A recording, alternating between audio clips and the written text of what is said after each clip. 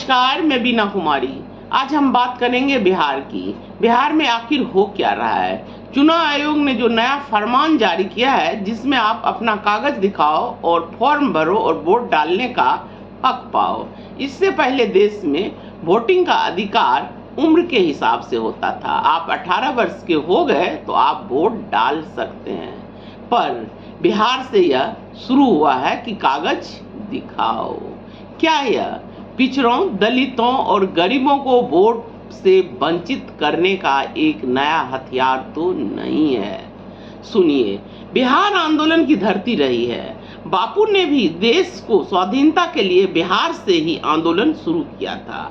पर अभी बिहार में क्या हो रहा है? बिहार जीतने के लिए अब कौन सा नया फॉर्मूला तैयार किया चुनाव आयोग ने, जो बिहार ही नहीं पूरे देश में खलबली मचा दिया है। अब तक सरकार दरवाजे दरवाजे जाकर वोटर लिस्ट तैयार करवाती थी, पर अब जनता को वोट डालने से पहले अपना प्रमाण पत्र दिखाना होगा। क्या चुनाव आयोग नहीं जानता है कि बिहार की स्थिति क्या है? बिहार में जमीन का बंटवारा तो मौखिक होता है और पुश्त दर पुश्त उसे निभाया भी जा रहा है। तो वहाँ के कितने % लोगों के पास अपना जन्म प्रमाण पत्र होगा, यह भी जरा सोचिए। सबसे मजे की बात यह है कि जो देश का नागरिक पहचान पत्र है, हर जगह मान्य है, वह आधार कार्ड और राशन कार्ड इस चुनाव आयोग ने मान्य नहीं किया है। मान्य है पासपोर्ट, जिस पासपोर्ट को बनाने के लिए आधार कार्ड की आवश्यकता पड़ती है। तो आप इसे क्या कहेंगे? चुनाव आयोग का मास्टर स्ट्रोक या बिहार के गरीब जनता को वोट डालने से वंचित करने का एक नया नुस्खा? क्योंकि आधार और राशन कार्ड तो बिहार के 80-85% जनता के पास है, तो वह मान्य क्यों नहीं है? सवाल ये भी है। बिहार में शिक्षा की स्थिति क्या है?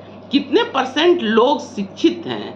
बिहार में अभी आधी आबादी यानी आधा भाग बाढ़ के चपेट में है। तो ऐसे में यह कठिन प्रक्रिया कैसे संभव हो पाएगा? यह चुनाव आयोग का कोई साधारण फैसला है नहीं। यह फैसला असंभव और कठिन है, क्योंकि बिहार का युवा दूसरे राज्य में नौकरी और मजदूरी करता है। ऐसे में सभी उतना साधन संपन्न नहीं है जो तुरंत वहां से चल निकलेंगे अपना अपना नाम वोटर लिस्ट में डलवाने के लिए। जो प्रमाण पत्र घर घर सबके पास है, आधार और राशन कार्ड, वो आप मान्य नहीं कर रहे हैं। तो इसका क्या अर्थ है? मायने क्या है? यह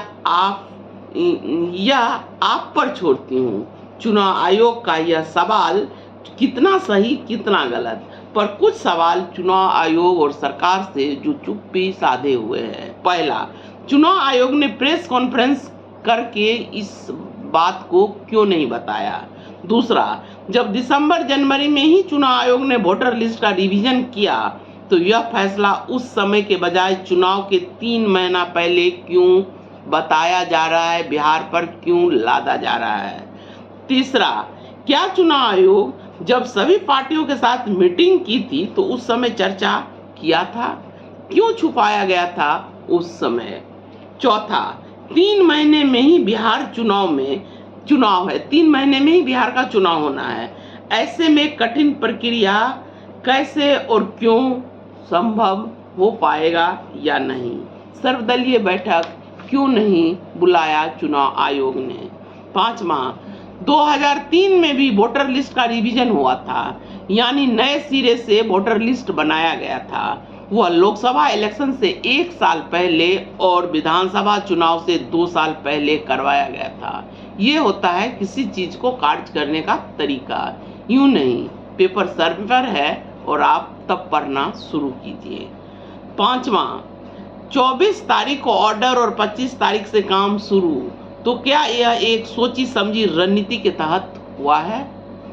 छठा, बिहार में लगभग 8 करोड़ मतदाता हैं जिन्हें यह फॉर्म भरना है, समय सीमा कम है, तो यह अफरा तफरी का माहौल नहीं बना रहा है चुनाव आयोग? या जिस तरीके से नोटबंदी के समय हुआ था, नोट बदलने का समय सीमा देकर, वही स्थिति बिहार में तो नहीं पैदा किया जा रहा है? सातवां, बिहार में 2005 तक सिर्फ 2.8% लोगों के पास ही बर्थ सर्टिफिकेट था, तो अब तक बढ़कर कितना हुआ होगा, यह भी जरा सोचिए। 8वां, क्या यह सिर्फ बिहार में ही होगा? अगर नहीं तो पूरे देश में एक साथ संपन्न क्यों नहीं हुआ? और सुनिए, 2003 की चुनाव आयोग ने जो नियम बनाया है, 2003 की मतदाता सूची में नहीं है, और अगर 1987 से पहले का जन्म है तो आपका जन्म प्रमाण पत्र काफी है। 2003 के मतदाता सूची में आपका नाम नहीं है और 1987 से पहले का जन्म है तो आपका जन्म प्रमाण पत्र ही काफी होगा। दूसरा, जिसका जन्म 1987 के बाद हुआ उन्हें अपने प्रमाण पत्र देना होगा। साथ ही माता पिता का भी प्रमाण पत्र देना होगा। अगर माता पिता का नाम 2003 के सूची में है तो उसी से सत्यापन किया जाएगा। तीसरा, पर जिसके माता पिता का नाम 2003 में ही नहीं है उसे माता पिता का प्रमाण पत्र देना होगा। चौथा, 2003 के मतदाता सूची में अपना या माता पिता का नाम है उसके लिए वही प्रमाण पत्र होगा। इंडिया गठबंधन ने भी इस पर प्रेस कॉन्फ्रेंस किया है। विपक्षी पार्टी अपना गुस्सा कहें, विरोध कहें, जो भी कहें वह जाहिर कर रहा है। आखिर जिसके बच्चे घर में नहीं हैं, जिसका कोई भी प्रमाण पत्र नहीं है, वह किस तरीके से साबित कर पाएगा कि वह बिहार में वोट डाल सकता है? कई सवाल हैं, जरा सोचिए। चुनाव आयोग को यह समझना ही होगा कि यह बिहार है, अमेरिका नहीं, जो एक क्लिक पर सभी प्रमाण पत्र, जहां एक क्लिक पर सभी प्रमाण पत्र हाजिर हो जाएगा। बिहार क्या, पूरे देश में यह प्रक्रिया में दिक्कत आएगी। आप मान्य करें आधार और राशन को, शायद तभी यह प्रक्रिया में दिक्कत नहीं आएगी। नहीं तो गरीबों से वोट का हक छीनने का यह एक नया पैतरा साबित होगा, क्योंकि अमीर संपन्न लोगों के पास तो सब कागज होगा, नहीं होगा तो गरीब के पास। गरीबों का मौलिक अधिकार है, मतलब भारत के जनता का मौलिक अधिकार है वोट डालना। विपक्षी पार्टी इस पर अपना विरोध जता रही है। तेजस्वी ने चुनाव आयोग से समय मांगा, लेकिन चुनाव आयोग की तरफ से कोई समय नहीं मिल रहा है। सोचिए जरा, यह किस तरह का खेल किया जा रहा है। अगर करना ही है तो पूरे देश में एक साथ कीजिए, चुनाव के साल भर पहले शुरू कीजिए ताकि यह संपन्न हो सके। बिहार में जमीन का सर्वे चल रहा था, उसका भी समय सीमा दिया गया था कि इतना, लेकिन वो संभव नहीं हो पाया। फिर उसको आगे बढ़ाया गया कि जब तक हो पाएगा होगा।